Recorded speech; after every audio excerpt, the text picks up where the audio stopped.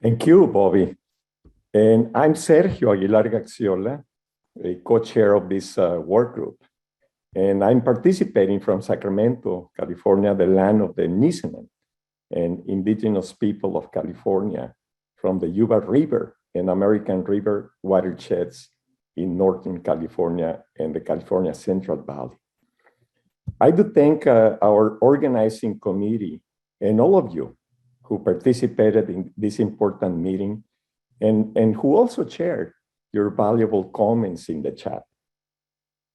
Meaningful community engagement is a dynamic, transactional process that is not linear, but a continuous, multi-directional, transformative learning experience that requires time, involvement, dedication, listening, and flexibility, in which building trust and being trustworthy are front and center. It is also of critical importance to properly identify community needs and work collectively to meet them, as it is also to identify the strengths, assets, and resiliency of communities. Our response to the multiple challenges of the pandemic has taught us that it is crucial to start meaningfully engaging and developing relationships with communities now. And the assessment and evaluation of that engagement is an essential step in this process. It's been a pleasure to have this meeting, which is a public meeting after three years of this fantastic work group. And as mentioned by Anne Huang and Ayudola, the release of our ACE-COM conceptual model is the first of other additional materials that will be released to support the use of the conceptual model. Please stay tuned for upcoming impact stories, metrics that align with our conceptual model, and also for the NAM special population. I'm now turning to you, Monique.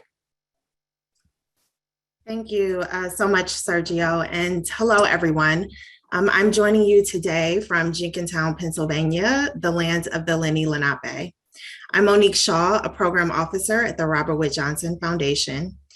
We've heard a really great discussion and reflection today, emphasizing the value and absolute necessity of authentically engaging those with lived experiences and those most impacted by inequity in the visioning, decision-making, planning, implementation, and revision of efforts designed to advance health and equity.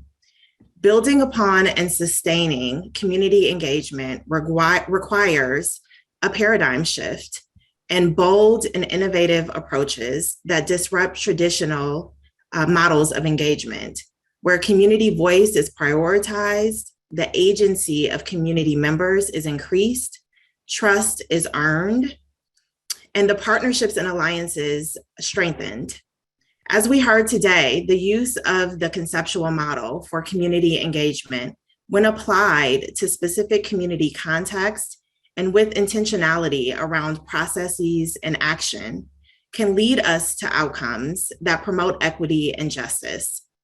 We've also heard that distinctions between power and authority must be dissected, particularly as we address structural barriers that have been put in place by design to reproduce inequity and maintain the status quo, oftentimes only benefiting those with deemed authority. This was a wonderful webinar and discussion with so many important insights and stories that have been shared. I'd like to give an additional thanks to the rest of the organizing committee and National Academy of Medicine staff that helped make this work and webinar possible. If you have any other input, want to continue the discussion, or receive notices about the additional materials being developed, please visit the URL available on the next slide. We also want to leave you with a call to action. The quote that has guided our work is that knowing is not enough. We must apply. Willing is not enough. We must do. As we end this conversation, What will you do next to ensure that not only is community engagement taking place in your work, but that it is being measured to ensure that it is meaningful and impactful? On behalf of the National Academy of Medicine, the Robert Wood Johnson Foundation, and the organizing committee, we thank you so much for joining us, and take good care.